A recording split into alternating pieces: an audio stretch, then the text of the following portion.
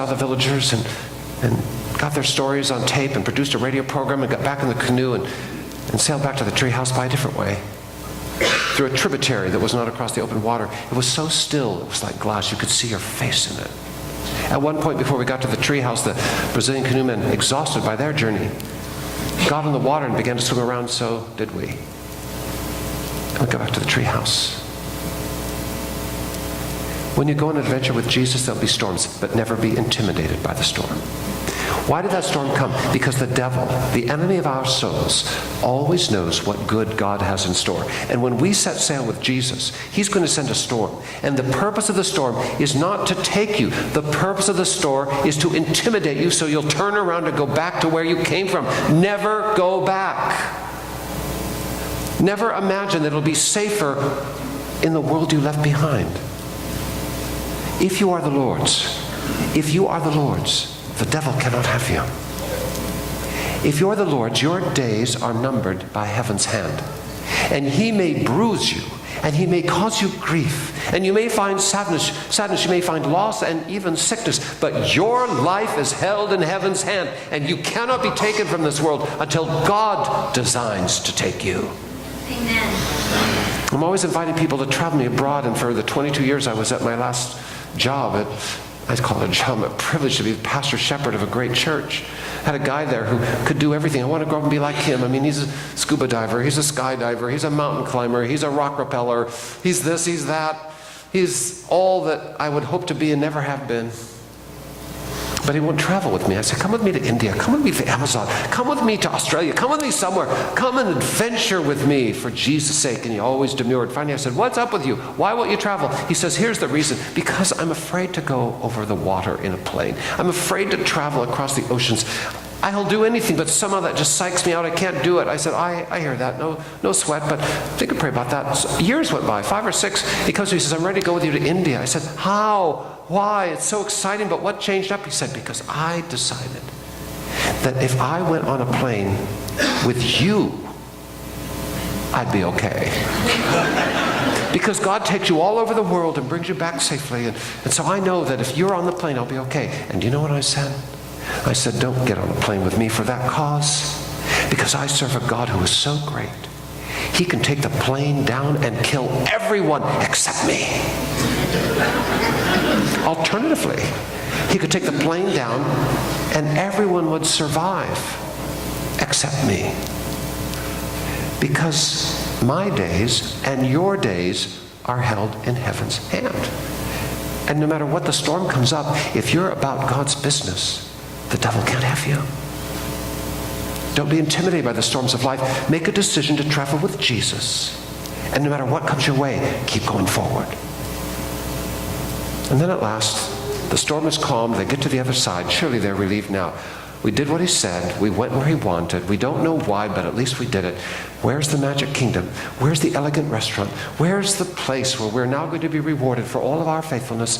And the boat pulls up to shore as they're scanning the horizon. They're looking for that great and wonderful destination that has caused them so much grief, that has caused them to assume so much risk, that has led them on this adventure of a lifetime. And what happens when they get on shore? A naked madman who has terrorized the whole community and has such supernatural physical strength that he cannot be chained by any iron human made, comes to greet them. This is not what I had in mind, Mr. Jesus. This is not the welcoming team I thought. I thought everyone would be there here to welcome us and to say, oh, Jesus, we're so glad you're here. Instead, we have a crazy man who threatens everyone, who terrifies a whole community. Our church that I pastored and the Church of God of which you're a part has done pioneering work in Russia. And in Russia, we have many churches.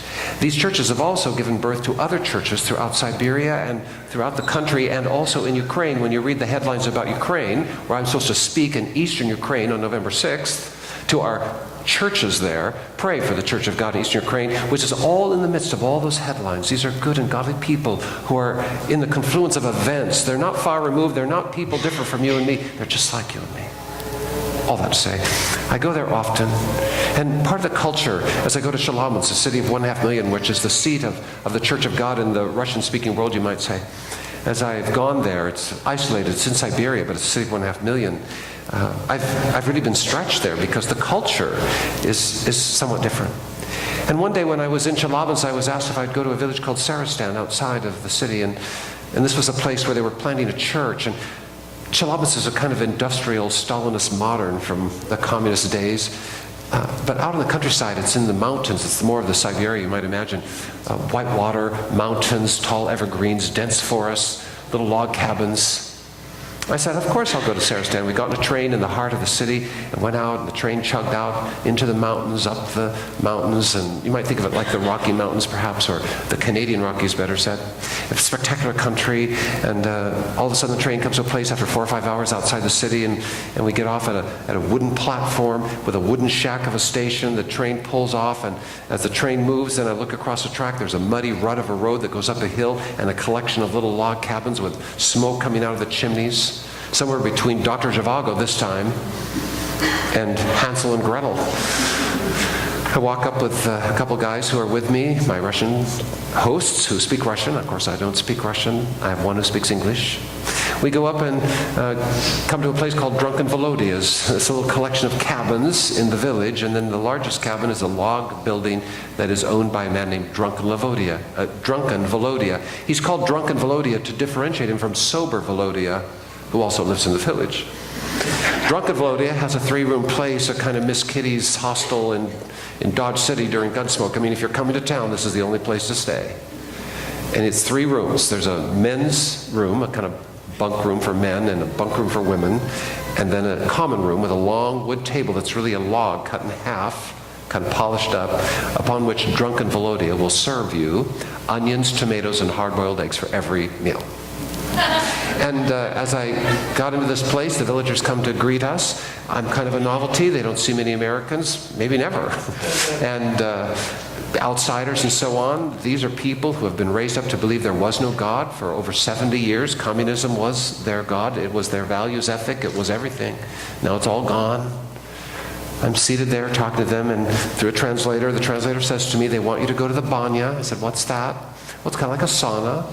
They want me to go to a sauna with them here in this village of nowhere. Yes, it's kind of the custom. I said, is it appropriate for me to do that? The guy says, well, yes, it's very appropriate. If you're willing to do it, you know, it'll build a bridge of relationship to them. But it's kind of like a sauna. It's not exactly like a sauna, but kind of like. I said, well, I could do that. I've been to a sauna. He said, all right, fine. He tells them, and the guys in the village are all excited, it seems, and everybody trundles out of Drunken Volodya's on a path into the woods, and we're walking the woods. I see another log place where there's a chimney and a guy standing on top. It's nighttime. It's probably 10 o'clock at night. And it's frigid outside. Cold, patches of snow on the ground. It's April, so the snow's receding, but still very, very cold. Sky black with diamonds of stars, so clear, no industrial or civilization particulate in the air. I noticed that as I get closer to this log cabin, thinking that it might be a gingerbread house, that there's a man standing on top. He has no clothes on except for a loincloth. It's freezing, but he's got sweaty, rippling muscles. And there's another guy on the ground, and he's picking up chunks of logs, and he's throwing them up, and the guy on the top is catching them. And the physicality of it is amazing. He stuffs it down the chimney, and sparks fly out. Thinking, well, I guess they're heating up the sauna. We get inside to a room, and my translator, or the guys, some guys have gone ahead, and there's a little group of guys with me from the village, and we get in this room, and I'm told, this is where we take all of our clothes off. I said, all of our clothes? He said, yes, all of our clothes. I mean, I didn't know how to express my surprise. All of our clothes.